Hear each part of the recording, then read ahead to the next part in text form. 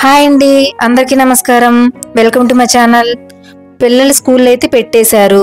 వెరైటీగా స్నాక్స్ అడుగుతూనే ఉంటారు. ఒక్కసారి బ్రెడ్తో ఇలా చేసి పెట్టండి, ఎంతో ఇష్టంగా తింటారు. అది కూడా 10 నిమిషాల్లో రెడీ చేసుకోవచ్చు. మరి రెసిపీ ఏంటో చూద్దామా?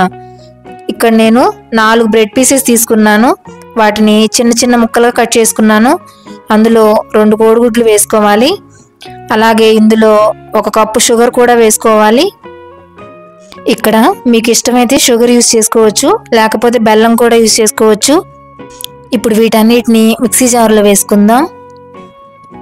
ఇందులో అయితే నేను కొంచెం కూడా మైదా యూస్ చేయడం లేదండి. పిల్లలకి ఎంతో హెల్తీ కూడా ఇలాంటి రెసిపీస్ చేసి పెడితే. ఇప్పుడు ఇందులో 1 స్పూన్ యాలకుల పొడి వేసుకోవాలి. అలాగే వెనీలా ఎసెన్స్ కూడా కొంచెం వేసుకోవాలి.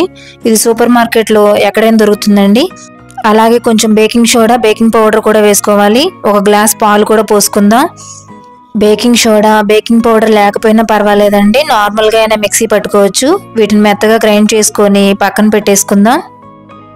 అలాగే ఒక ప్యాన్ తీసుకొని అందులో కొంచెం పంచదార వేసుకొని క్యారమిల్ వచ్చేంత వరకు ఉంచాలి.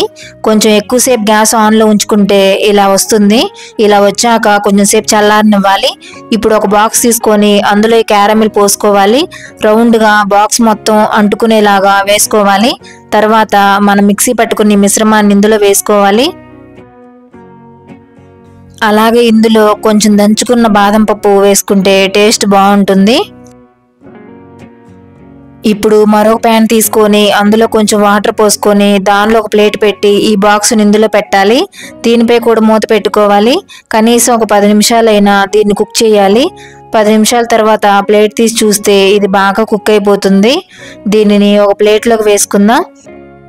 అంతే అండి, ఎంతో హెల్దీ అయిన ఈ బ్రెడ్ కేక్ రెడీ అయిపోయినట్టే. నచ్చితే మీరు కూడా ట్రై చేయండి.